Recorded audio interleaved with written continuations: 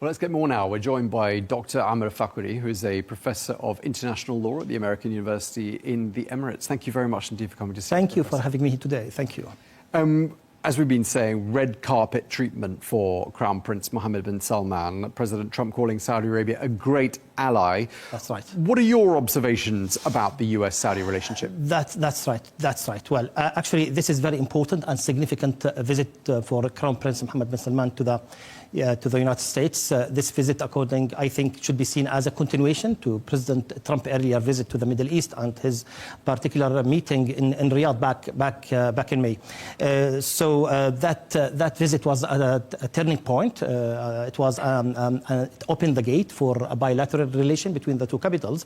And now the visit of His Highness Crown Prince Mohammed bin Salman to the state, it comes as a follow-up to that important meeting. It aims to translate the promises and understanding that held at Riyadh into concrete action. In other words, what has been held in Riyadh at that time will be now moved to Washington in order to create concrete relationship between two countries and in order to have more roadmap between the two capitals. Right, so we're almost exactly 6 months, aren't we, since their meeting in Riyadh. And clearly the personalities of the two men in question play a part here. President Trump, Crown Prince Mohammed bin Salman.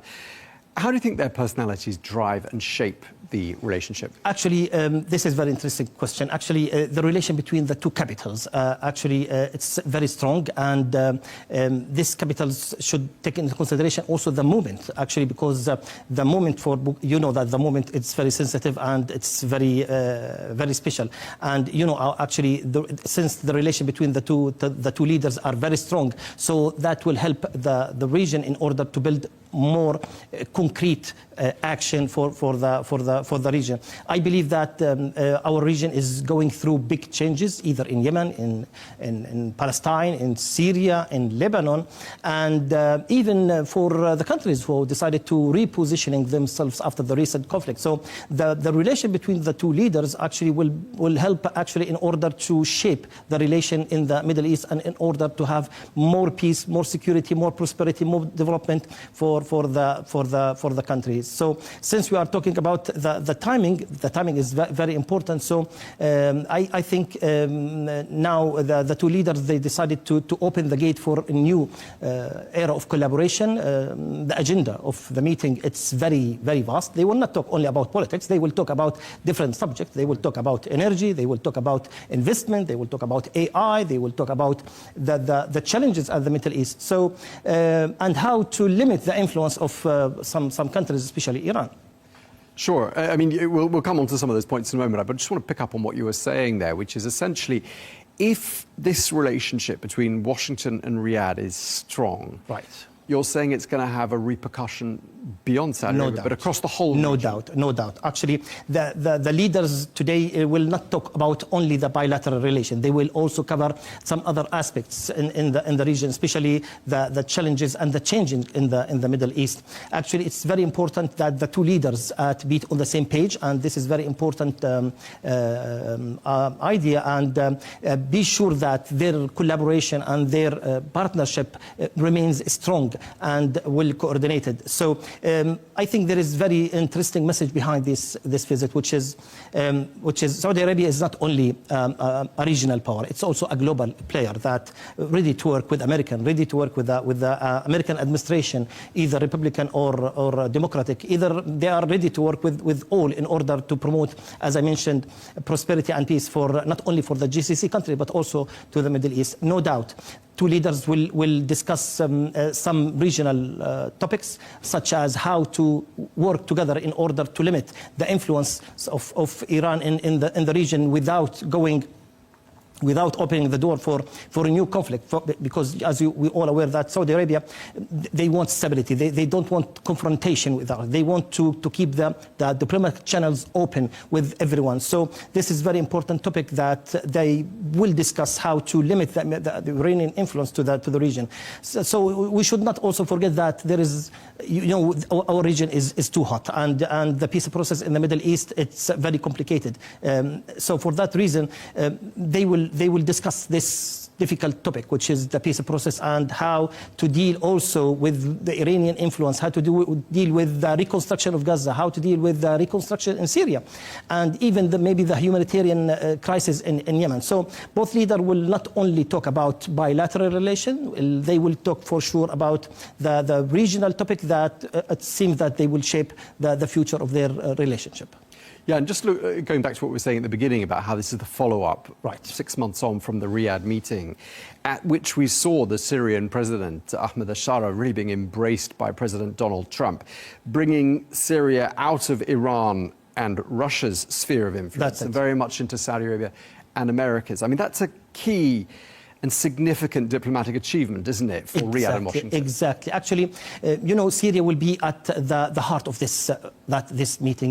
You know that Syria, during the last 14 years, passed from civil war. Now they are going to stability, and Saudi Arabia played very important role and constructive role in order to open the gate for Syria to join the international community, to join the Arab League, to join the United Nations. Again, you know that Syria, for more than 50 years, it was suspended from international relation. Now the door is open because of the influence and the relationship between Crown Prince Mohammed bin Salman and the leaders in Saudi Arabia with Americans. No doubt that this is a very positive advantage for Syria and for the region in general. I think now we can observe that Syria they joined the international community because of that kind of influence made by His Highness Crown Prince.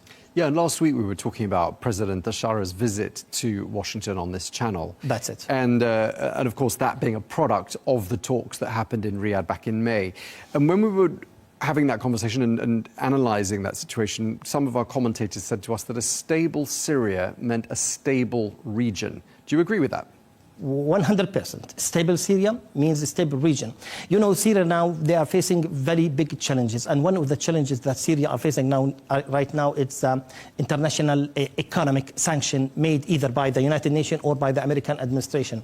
And back in May, we remember that American president, he decided to remove all the economic sanctions. But, you know, one of the economic sanctions called Caesar Act. And Caesar Act, you know, this is very tough and severe economic action sanction against Syria, and unfortunately it's not only by executive order will be removed.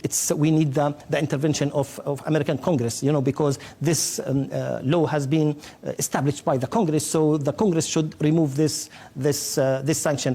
And I think again, I think Crown Prince Mohammed bin Salman will discuss with the American leader about how to work together in order to remove all kinds of sanctions, especially the Caesar Act, because without removing Caesar Act, actually joining the international community by Syria, I think it would be very, very, very difficult.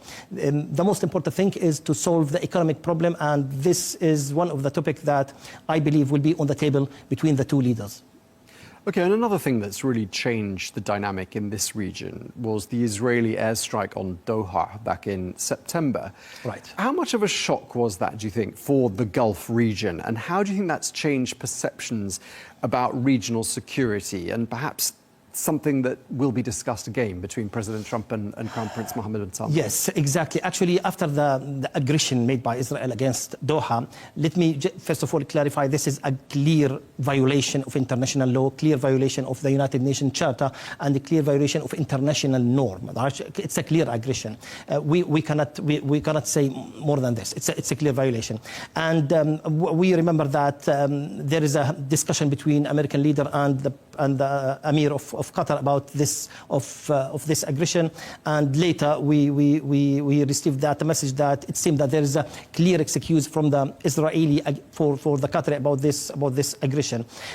You know that one of the topics that will be discussed at the American summit today, Saudi American summit, will be about the military collaboration between the two leaders, the military collaboration in terms of fighting terrorism, in terms to bringing peace to the region, in terms of fighting even cyber threat. So military collaboration, military defense between two leaders will be one of the topics that will be discussed by the two leaders. And it seems that the Saudi Arabia, they want something similar to the agreement that has been signed between Qatari and American, a kind of collaboration. I don't want to reach to the point like Article 5 from NATO. You know, Article 5, it's a collective defense. I don't think we would reach to this point, but however, I think that the military collaboration between two countries will go further, and I think they will sign something similar to the agreement or a treaty that signed between Qatari and Americans. And ahead of Crown Prince Mohammed bin Salman's visit to Washington, President Trump announced that, yes, indeed, we will be selling, he said, F-35 fighter jets to Saudi Arabia. And until now, Israel's been the only country in the Middle East to have those F-35s. How significant is this? Yeah, you know that when we are talking when we're talk about this kind of airplanes, this is very strong and airplanes, and the only country in the region that have this or possess this kind of airplanes is Israel. So we need to balance between we need kind of balance in the region, and buying this kind of aircraft to Saudi Arabia, I think that will help in order to make a balance in the region. I know that this needs the approval from the Congress, not only from the American administration, because this is a legal question, because usually buying this kind of aircraft needs the approval of the Congress. And we should not forget that previously there is a very important law signed by the Congress, gives the priority for Israeli in order to have this kind of weapons, if you may say that. So this kind of aircraft will maybe balance the situation in the Middle East. Maybe that will bring stability, I think, to the region. One of the points you were making earlier, discussions about the situation in Gaza, Saudi Arabia's position on a future Palestinian state. Yes. President Trump is expected to somehow address this issue of broadening the Abraham Accords. That's right. And seeking Saudi Arabia's normalization of ties with Israel. That's right. But Saudi Arabia seems to be saying not yet. Why? Okay, let me clarify regarding the peace process first of all. Actually, Saudi Arabia played very important role in order to push and to bring stability in the Middle East, and they also supported the Palestinian cause to create their country. And we remember all the efforts made by Saudi Arabia while they decided, in collaboration with France, to hold very important conference, if you remember, held at the umbrella of the United Nations. United Nations, the organization that is his main or their duty is to maintain international peace and security. So after this conference, the message of that conference was clearly creating two states. State is the living side by side, Israeli state and Palestinian state is the only viable and way in order to have comprehensive and lasting peace in the Middle East. And I know that the Americans, they want, Saudi Arabia wants to join the Abraham Accord, and even the American president himself, he said that they want Saudi Arabia to join Abraham Accord. But let me clarify that Saudi Arabia is not against Abraham Accord. They want to join peace because they want to build peace.